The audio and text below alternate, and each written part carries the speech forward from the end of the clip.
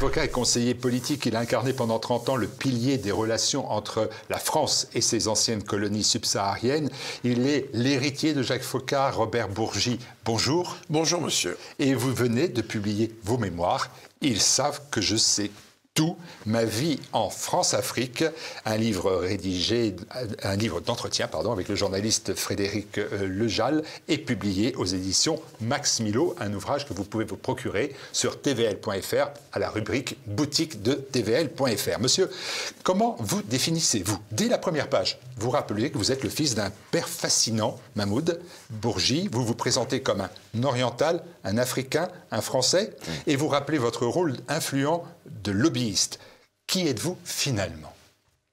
Je suis ce que je suis, l'héritier d'un homme fascinant qui, venu du sud Liban au début du siècle dernier, a atterri à Dakar, ne sachant presque pas lire et écrire l'arabe, ne parlant pas le français, ne parlant pas le wolof. Jusqu'à la fin de sa vie, papa ne parlait pas le wolof. Ayant passé 70 années de sa vie à Dakar, il n'a jamais su parler le wolof. Et petit détail amusant, il n'a jamais mangé le plat national sénégalais, le riz au poisson. Jamais. Je ne l'ai jamais dit, mais j'ai envie de le dire. Bon.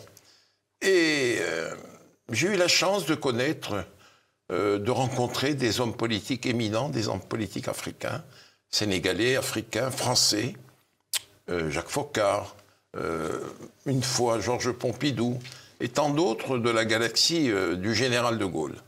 Papa a été à l'origine du financement africain du RPF.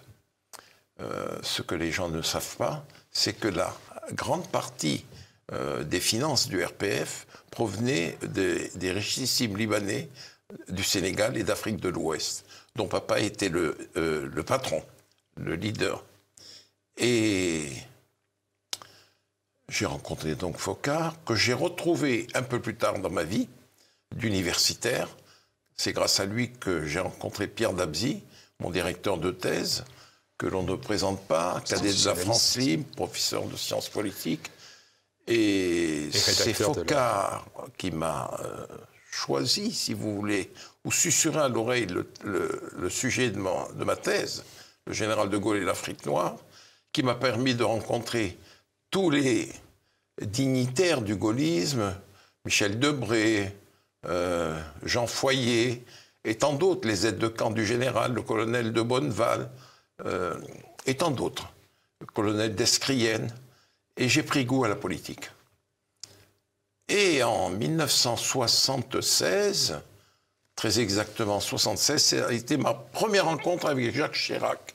Il venait de quitter Matignon, il était dans l'attente d'être maire de Paris en 77. Je l'ai retrouvé place du Palais Bourbon dans un petit bureau qui lui avait été attribué. Et Foccart m'a présenté à Jacques Chirac et un flash s'est produit entre lui et moi. On va en reparler. Juste une petite incise. Vous êtes franco-libanais, vous n'aimez pas qu'on le dise, vous m'avez dit non, je ne suis pas franco-libanais. Je suis très fier de mes origines, mais je ne vois pas pourquoi on dit le franco-libanais. Je suis français, papa, par ses faits politiques et ses faits moraux, a obtenu la nationalité française en 1947, et nous sommes tous français. Nous sommes fiers d'appartenir à la société française, d'avoir la citoyenneté française, et nous incarnons les valeurs qui font la grandeur de la France. Et Robert Bourgi, vous avez un regard sur le Liban aujourd'hui. Qu'est-ce que vous en pensez? Quand vous voyez l'état du Liban, quel est votre sentiment? Je suis très triste de ce qui s'y passe. Et je fais le constat suivant, douloureux, que je ressens, mais douloureux à dire. Le général de Gaulle vivant, Pompidou vivant, François Mitterrand vivant, Jacques Chirac vivant, on aurait entendu la voix de la France. Or aujourd'hui, dans ce Proche et Moyen-Orient qui nous sont très attachés, la voix de la France est absolument éteinte au profit de celle des États-Unis. Je trouve que le président Macron n'en fait pas assez. Certes, il est allé 2 fois à Beyrouth au moment de l'explosion du port de Beyrouth, mais la voix de Macron, elle est noyée dans le circuit européen. Or, nul plus que la France n'est présent dans le cœur des Arabes. Votre père était chiite? Il est chiite, musulman chiite, mais ça n'est pas un fondamentaliste. Et il n'a pas fait des enfants fondamentalistes. Je suis moi-même musulman chiite. J'ai été 2 fois à la Mecque, monsieur. Je suis marié à une chrétienne et j'ai 3 enfants que j'ai fait baptiser. J'ai 7 petits-enfants que j'ai fait baptiser et les 2 derniers par l'éminent Monseigneur Chauvet lui-même. Alors, Robert Bourgi, à quoi sert ce livre vraiment? Vous dites vous-même que vos contempteurs vous qualifient, alors j'ai retrouvé les termes, sulfureux, intrigant, messager occulte, barbouze. Est-ce que votre volonté, c'est de rétablir la vérité ou de faire des révélations explosives? Parce que vous dites, moi, on a une image erronée de moi, voire calomnieuse. Est-ce que c'est ça l'idée? C'est de rétablir en se disant aujourd'hui, l'heure est venue de rétablir les choses? Monsieur, j'ai tenu à raconter ma vie. J'ai tenu, à 79 ans, à dire tout ce que j'ai fait, tout ce que j'ai entendu dire et tout ce que j'ai vu. Il y a des choses fort agréables que j'ai vues, il y a des choses qui sont difficiles à raconter, mais que je réprouve au plus profond de moi-même. C'est le côté obscur de la France-Afrique. Mais je parle de mes contempteurs. Vous l'avez dit vous-même, le sulfureux et autres. Je souhaiterais, j'ai eu à mes trousses tous les journalistes d'investigation de France et de Navarre. Il n'a jamais été trouvé un fait délictueux à me reprocher. J'ai fait, au mois de janvier 2023, j'ai animé un débat avec Eva Joly, qui a été la patronne du pôle financier français, comme vous le savez, qui a instruit le Angola Gate, les biens mal acquis, l'affaire Elf.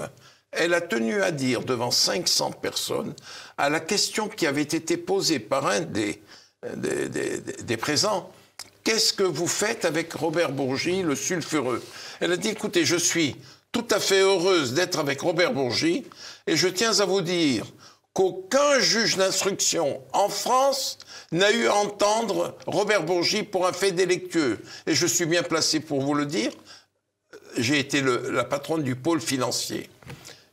Je n'ai jamais rien fait qui ait été condamné par la justice, si ce n'est une seule fois où j'ai plaidé coupable parce que j'avais financé 2 fois, à hauteur de 7 500 €, Force républicaine de François Fillon et l'UMP de Nicolas Sarkozy. Ce qui est interdit, voilà. Le financement est mais je l'ai fait, mais vraiment, on comprend, en toute innocence. On comprend dans le livre que Jacques Foccart a été votre mentor, il a fait de vous, et vous l'avez dit, l'émissaire officiel de la Chiraki en Afrique, mais au fond, on a encore du mal à trouver quelles sont les motivations personnelles qui vous ont poussé à vous impliquer dans ces réseaux d'influence entre la France et l'Afrique. Et Frédéric Lujal pose la question et vous dites que vous la jugez blessante, mais les gens vont se dire ça. Est-ce que ce n'est pas tout simplement la patte du gain, Robert Bourgi?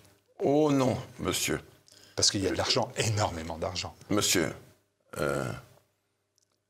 je ne me plains pas de ce que j'ai pu gagner. Non, vous le dites. En tant que lobbyiste.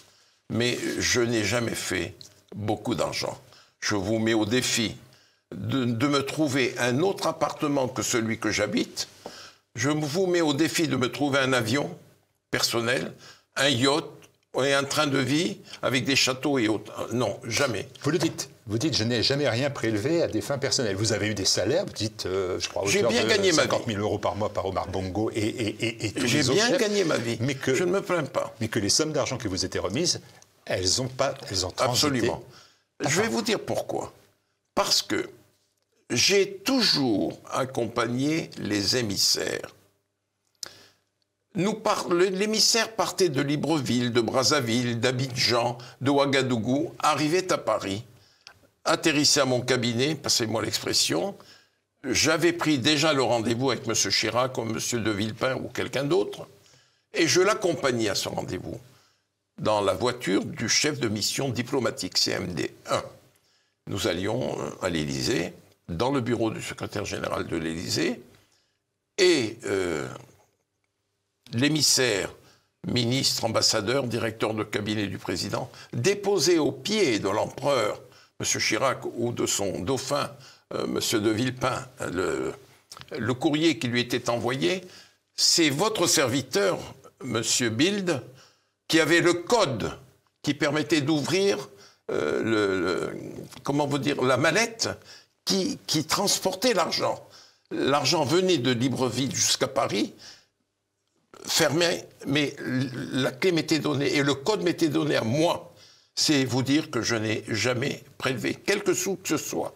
Une fois, le président Jacques Chirac, en ma présence, a posé la question suivante à Omar Bongo. Il lui dit, mais Omar, pourquoi est-ce toujours Robert qui a le code? Et il lui dit, Jacques, je connais mon monde. Il n'y a pas d'évaporation avec Robert. Je crois avoir répondu à la question. Cela me fait de la peine de le dire, mais c'est la réalité. Robert Bourgi, vous êtes un intermédiaire, on le comprend bien, et vous l'évoquez dans le livre de manière très claire, et vous le redites encore. Mais vous, du coup, vous évoquez aussi l'ampleur des circuits de financement de la droite française par des chefs d'État africains. Vous racontez plusieurs chefs d'État africains ont donné, c'est le chiffre que vous donnez, 10 millions de dollars aux leaders de la droite en 1995 et en 2002 pour les élections présidentielles. Et même entre-temps. Et entre-temps. Comment, moralement, on fait ça? Parce qu'on voit bien que ces peuples africains et ces pays africains sont dans la misère. Et pourtant, ces sommes-là, on sait bien qu'elles sont détournées de leur objectif, qui est le bien-être, le bien commun. Et comment, moralement, on accepte cela? Je suis tout à fait d'accord avec vous. Mettez-vous à ma place, monsieur. Vous avez un homme comme Jacques Chirac, président de la République, président du parti, maire de Paris, le patron. Quand il y avait Jacques Chirac, c'était pas le patron du RPR d'aujourd'hui, enfin des Républicains d'aujourd'hui. C'est pas Eric Ciotti, c'est Jacques Chirac, voyez.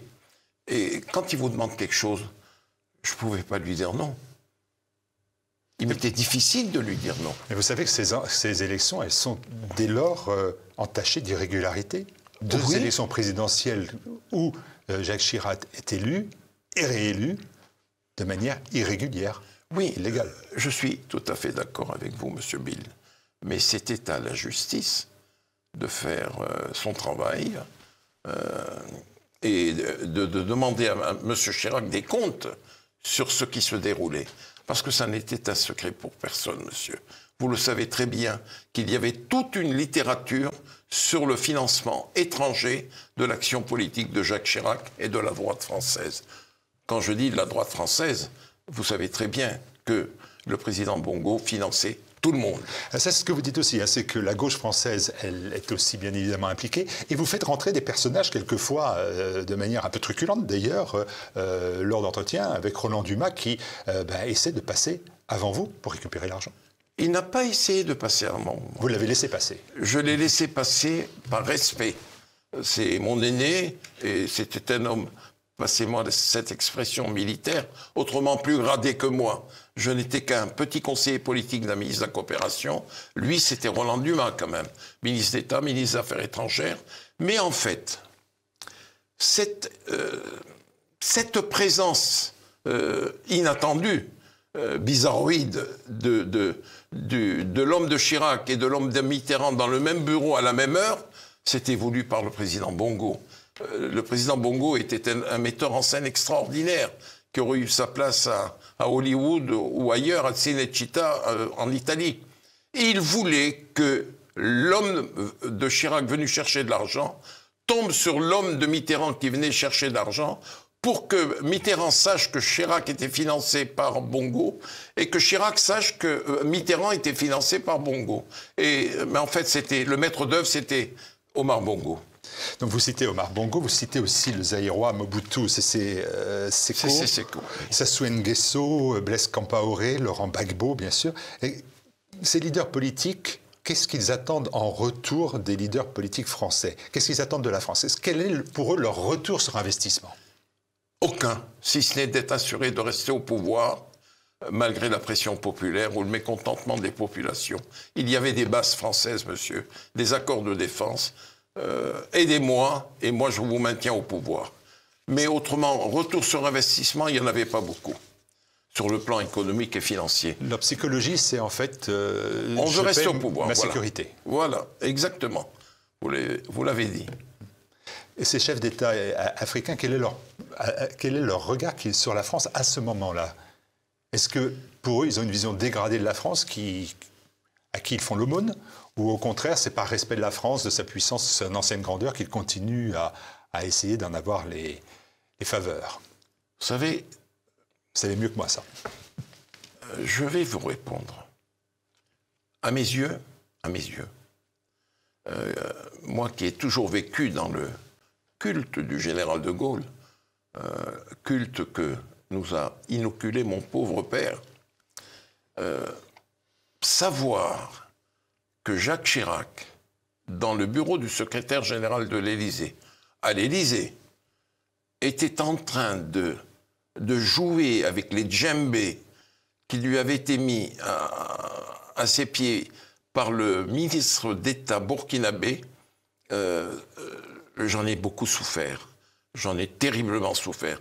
Parce que je n'imaginais pas un seul instant le général, ou M. Pompidou, ou même le président Giscard d'Estaing, étant présent à ce moment-là. Et à ce moment-là, vous voyez, quand les 4 djembés ont été posés au pied de M. Chirac, et que M. Chirac, aidé de Dominique de Villepin, essayait de renverser les djembés, vous voyez, parce que l'argent était dedans, mais il y avait du cordage en bas, essayait de couper les cordes. Je me suis tourné sur ma gauche vers le ministre d'État Salif Diallo, l'homme de confiance de Compaoré, et j'ai lu dans le regard de Salif Diallo une totale incrédulité et un profond dégoût. Un profond dégoût qui rejoignait ce que j'éprouvais moi aussi. Vous voyez, ça a été terrible, cette image est terrible. Et ensuite, bon, un jour on était à Matignon, un soir, un dimanche.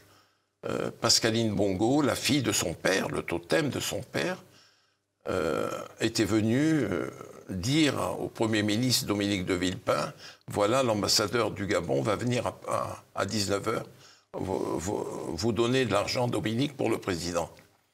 Et j'étais assis à gauche, je revois la scène, Pascaline Bongo en face du Premier ministre et le Premier ministre sur ma droite. Et à chaque fois, Dominique de Villepin regardait sa montre, mais il prend du retard, Pascaline. Qu'est-ce qu'il a, l'ambassadeur? Mais alors, il y a de la circulation dans Paris. Et nous voyons, à un moment donné, la porte s'ouvrir, la porte du bureau du Premier ministre. L'ambassadeur du Gabon ayant deux mallettes de commandant de bord, vous voyez, totalement essoufflé, rentrant dans le bureau du Premier ministre, lui dire « Monsieur le Premier ministre, vite un verre d'eau, je vais faire un infarctus, les valises sont trop lourdes. » Vous voyez? Et Dominique de remercier, de donner le verre d'eau, et tout d'un coup de dire bon, « Je suis obligé de vous quitter parce que le président m'attend. » Vous voyez? C'est une scène surréaliste. Surréaliste. On va avancer sur ces personnalités-là. On évoque Dominique de Villepin, on y reviendra rapidement. Vous dites de Jacques Foccart qu'il était resté fidèle à Jacques Chirac, je vous cite, jusqu'à son dernier souffle. Absolument. Et cette fidélité, donc indéfectible, n'est pas celle qui vous allie ou qui vous lie encore à Nicolas Sarkozy. Est-ce que je me trompe? Là, vous vous trompez lourdement. J'ai connu Nicolas Sarkozy en 1982. Il était député maire de Neuilly. Nous avons été promus l'un et l'autre par Chirac, président du RPR, et j'ai toujours été lié à Nicolas Sarkozy. Et jusqu'à ce jour, pas un instant ne s'écoule sans que cette amitié non seulement reste, mais elle s'amplifie de jour en jour. Il y a 15 jours, je ne devrais pas le dire, J'ai été chez lui, il y a 15 jours à la maison. Alors cette amitié, est-ce que ce n'est pas celle-là qui vous pousse à dire, par exemple, que les soupçons de financement par Kadhafi de la campagne de 2007 de Nicolas Sarkozy sont infondés? C'est peut-être au nom de l'amitié, ce qui est... Monsieur Bild, écoutez-moi bien, et je m'adresse aussi aux Français et à vos téléspectateurs. Vous êtes le fils Kadhafi. On accuse Nicolas Sarkozy d'avoir perçu 50 millions de dollars de votre père, Muammar Kadhafi. Votre père a été cloué au pilori, crucifié, par les insurgés, mais aidé en cela par les forces internationales, ayant à leur tête Cameron et Nicolas Sarkozy. Pourquoi Saif el-Islam, quelques 20 ans après, n'apporte pas la preuve de ces virements? Pourquoi n'apporte-t-il pas la preuve? Quelqu'un toucherait à mon pauvre père, laissez-moi vous dire que j'apporterai la preuve immédiate avant de passer à autre chose, ce qu'à Dieu plaise. Mais en attendant, il y a la justice qui, début janvier, va se prononcer, va instruire, va juger, va écouter les uns et les autres. Mais moi, je ne crois pas dans le financement direct du président Sarkozy. Pas dans, vous avez toujours été aussi catégorique dans le passé. Toujours. En sachant que c'est peu de dire que Kadhafi avait aussi, bien évidemment, des largesses à l'égard de beaucoup de monde. On est d'accord? Kadhafi, monsieur Bild, j'ai été présent une fois à Libreville quand Kadhafi était de passage. J'ai été présent à Ouaga quand Kadhafi était de passage. J'ai été présent à Dakar, ma ville natale, quand Kadhafi était de passage. Du jardinier jusqu'au cuisinier, du parlementaire jusqu'au ministre, du député jusqu'au président, tout le monde avait droit à son enveloppe. Il était généreux avec tout le monde. Mais je doute fort de ce fameux virement de 50 millions de dollars dont on n'a pas la preuve. Vous faites un virement de 2000 €. Je l'ai fait dernièrement pour ma famille en Corse, la famille de ma femme, qui est la mienne maintenant. Mais j'apporte la preuve du virement. J'apporte la preuve du virement. On ne peut pas faire un virement de 50 millions de dollars sans, sans laisser une trace. Et j'ai devant moi ce que m'a dit Sarkozy en septembre 2005, quand je l'ai rejoint après une engueulade entre Dominique de Villepin et moi au pavillon de musique à Matignon. Je l'ai rejoint, il m'a dit « Tu es le bienvenu ici, Robert. Cette maison est la tienne maintenant. Mais j'ai une chose à te dire. Ils t'ont foutu un coup de pied au derrière, les Chiraciens, comme ils l'ont fait avec moi. Mais moi, je ne veux pas entendre parler de financement étranger. Et il n'y a jamais eu un seul centime passant par moi en direction de Sarkozy, venant des dirigeants africains. Il n'en a pas eu un. Et je doute fort qu'il y ait eu un seul centime venant des dirigeants africains. Parce que Mediapart et compagnie, et les autres journalistes d'investigation, se seraient vite emparés de l'affaire. Voilà, ce qui est le témoignage que vous faites pour le président Sarkozy. Puisqu'on évoque les personnalités politiques, quel est votre point de vue sur Dominique de Villepin, non pas passé aujourd'hui dans ces prises de position qui sont souvent iconoclastes, considérées comme telles sur la scène internationale? Est-ce que c'est quelque chose que vous respectez ou le personnage vous laisse indifférent? Je ne veux pas pouvoir médire de Dominique de Villepin. C'est un personnage que j'ai côtoyé au plus près pendant plus de 10 ans. C'est un personnage fascinant, d'une suprême intelligence, mais ces derniers temps, je trouve qu'il dérive. On dirait que toutes ces interventions télévisées sur le sujet qui préoccupe tout le monde, le conflit israélo-arabe, il le fait de manière que je qualifierais démentielle parce qu'il a en tête, je pense, de se représenter, ou de se présenter en 2027. Il construit actuellement son personnage en vue de l'élection présidentielle de 2027. Mais, tout en lui gardant une estime, tout en le trouvant toujours fascinant, intelligent, il n'est pas celui que je souhaiterais voir à la tête de la droite française. Il y a quelqu'un que vous n'avez pas souhaité avoir à la tête de la droite française, c'est François Fillon. Là, vous l'avez tué politiquement. L'affaire des costumes vous a offert à François Fillon à entériner complètement sa chute. Hein. On parle, je rappelle, de 13 000 euros, alors que vous racontez que Jacques Chirac a touché des millions d'euros ou de dollars. Et tout cela parce qu'il vous a manqué de respect. Je m'étonne que vous puissiez dire que c'est moi qui ai enterré François Fillon. Vous avez mis un clou dans le cercueil. Un clou dans le cercueil. Vous ne croyez pas que le Penelope Gate était autrement plus contestable que dangereux et grave que les 15 000 euros des costumes? Disons que c'est arrivé au bon moment. Oui, mais il m'a manqué de respect. François Fillon m'a manqué de reconnaissance et d'estime et de respect. Et donc il a trahi les lois de l'amitié pendant 40 ans, monsieur. On fait élire Emmanuel Macron parce qu'il vous a trahi personnellement. Vous dites que j'ai contribué à faire élire Macron. C'est peut-être vrai, je l'entends dire à gauche et à droite. Mais c'est le même président qui m'a suspendu de la Légion d'honneur parce que j'ai prononcé sur le plateau de Jean-Jacques Bourdin ce mot que tout le monde utilise: j'ai niqué François Fillon. Ça m'a valu d'être suspendu de la Légion d'honneur pendant 5 ans, je l'ai récupéré au mois de mars dernier, et d'être suspendu de l'ordre des avocats pendant 1 an. Alors que lorsque Nicolas Sarkozy m'a attribué la Légion d'honneur, je venais de faire libérer Clotilde Reiss des geôles des mollahs iraniens. Ce que vous racontez longuement. Vous avez assuré la victoire d'Emmanuel Macron? Oui, je n'y peux rien. Je n'y peux rien. J'ai voté pour lui en 2017, j'ai revoté pour lui en 2022, et aujourd'hui, la droite est dans un état... la droite à laquelle j'ai appartenu, mais je n'ai plus ma carte de militant. Après plus de 40 ans de militantisme, et je vois émerger, autant dire tout ce que j'éprouve, tout ce que je ressens, tout ce qui est en moi, autant je vois apparaître dans un espace que la droite à laquelle j'ai appartenu réprouve, je vois apparaître des garçons très bien. Et cela m'a été reproché. Un garçon comme Jordan Bardella. Vous appréciez certaines de ses qualités et son ambition.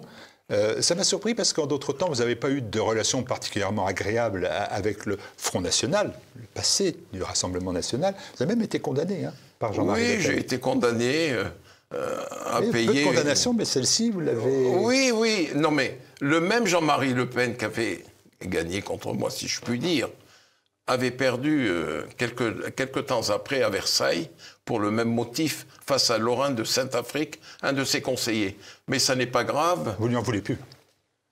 Il vous a pas manqué de respect. Je vais vous dire une chose. Écoutez-moi bien. Il y a eu une suspension d'audience ce jour-là. Et il était âgé déjà. Moi aussi, j'avançais en âge. Et nous nous sommes retrouvés pour nous laver les mains. Je ne l'ai jamais raconté. Et il y avait son officier de sécurité qui était derrière, vous savez, le même qui accompagne Marine. Et nous étions côte à côte, et la condamnation n'avait pas été prononcée encore, la peine. Il me dit, hein, Bourgi, on s'amuse bien. Nous étions où, vous savez, il me dit, Bourgi, on s'amuse bien. Monsieur Le Pen connaît la vérité, et je la connais. Vous savez, il ne péchait pas plus que les autres. Quand on écrit des mémoires, on laisse à penser que l'on met un point final à ses engagements politiques ou professionnels. Est-ce que c'est vraiment le cas? Oh, je ne suis... C'est toujours le danger des mémoires, Robert Bourgi. Je ne suis plus militant de l'UMP. Depuis 1 an, je n'ai... parce que je porte le deuil de Nicolas Sarkozy, vous voyez. Je n'ai jamais avalé sa défaite à la primaire de l'UMP, à laquelle il n'aurait pas dû se présenter. Je lui avais déconseillé d'y aller. Je lui ai dit, c'est un piège qui va se refermer sur toi, et le piège s'est refermé sur lui. À droite, aujourd'hui, je me cherche. Je regarde à gauche, enfin, tout l'échiquier politique de la droite, dans la partie qui est la mienne. Comment vous dire, qui me suit depuis 40 ans, 50 ans. Il y a un homme qui échappe à toute critique. Ça n'est pas parce qu'il est Premier ministre, attention. Je connais le personnel politique de la droite, je le connais. Michel Barnier est un homme bien, mais je ne vois pas de jeunes au sein des Républicains qui puissent être comparés à un garçon comme Jordan Bardella. Vous voyez? Et j'ai dit que ce garçon avec lequel j'ai discuté, que j'apprécie bien personnellement, bien que je ne partage pas toutes ses idées, ce garçon a de l'ambition. L'ambition n'est pas un défaut, c'est un devoir, l'ambition. Et il a une ambition pour lui, mais il a une ambition pour la France. Voyez. Et ça n'est pas le garçon détestable que l'on dépeint. Et je voudrais qu'on le comprenne. Et comment vous dire, les anciens des Républicains peuvent dire comment se fait-il que Robert Bourgi puisse dire du bien de Jordan Bardella. Moi, je suis certain que ce garçon aura un avenir. On verra, on verra. Que gardez-vous, et c'est ma dernière question rapidement, mais celle-là va nous ramener à l'Afrique. Qu'est-ce que vous gardez, au-delà des chefs d'État africains que vous avez côtoyés, qui sont devenus pour certains des amis, qu'est-ce que vous gardez de l'Afrique, des Africains? Et ces Africains qui, on le voit aujourd'hui, s'éloignent de la France. Les Africains ce sont des frères. Je me considère comme un frère, pas comme un ami. Je suis un frère se mouvant au milieu de frères. Aujourd'hui, je constate un déclin de la France, une perte d'influence. Je le constate avec beaucoup de tristesse. Je vais vous dire pourquoi. Parce que depuis la mort de Chirac, il n'y a plus de fibre africaine chez les chefs d'État français. Sarkozy en est totalement dépourvu, voire le discours de Dakar détestable. Hollande, en dehors du fait d'armes au Mali, Tombouctou et compagnie, on peut dire que l'Afrique, on lui passe dessus. Quant au président Macron, l'Afrique, ça n'est pas sa tasse de thé, vous voyez.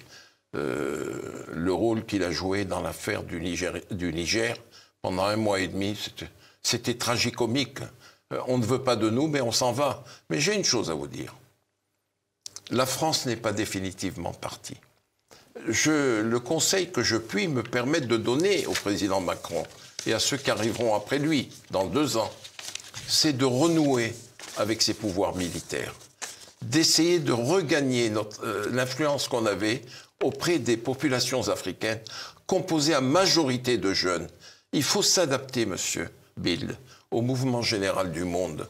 Aujourd'hui, nous vivons en pleine mondialisation. Et dans le cœur des Africains, même s'ils nous font des reproches, nous sommes beaucoup plus proches dans leur cœur que des Turcs, que des Indiens, que des Chinois, que des Russes, que des Américains ou autres. La France, elle est présente quelque part. Et d'abord, en quelle langue il s'exprime? Dans la nôtre, en français. Il n'y a pas d'interprète entre Macron et les chefs d'État africains. Vous voyez, si Sarkozy était au pouvoir en France, faisons du virtuel. Je lui dirais, Nicolas, prends ton avion comme tu l'as fait pour la Géorgie, quand tu es allé voir Poutine, va voir le général au Mali, va voir le général au Niger, va voir le général au Burkina Faso. Du choc des idées naîtra la vérité, n'est-ce pas? Et discute avec eux. Le président Macron gagnerait à aller discuter en tête-à-tête avec ces chefs-là, à égalité, voyez. Message transmis, vous savez qu'il écoute peu les conseils. Non, mais... Robert Bourgi, ils savent ce que je sais, et je sais tout. Voilà, en fait, le titre de ce livre que je vous invite à lire, parce qu'il y a 1000 péripéties, 1000 informations. Moi, j'ai découvert comment Jacques Chirac avait les conseils des marabouts, etc. J'ai tout lu, et j'invite les téléspectateurs à découvrir cela. Des fois, ça laisse un peu pantois. Merci beaucoup. Et donc, cet ouvrage est en vente sur le site de TVL, à la rubrique boutique. Merci, Robert Bourgi. Je vous remercie, monsieur Bill.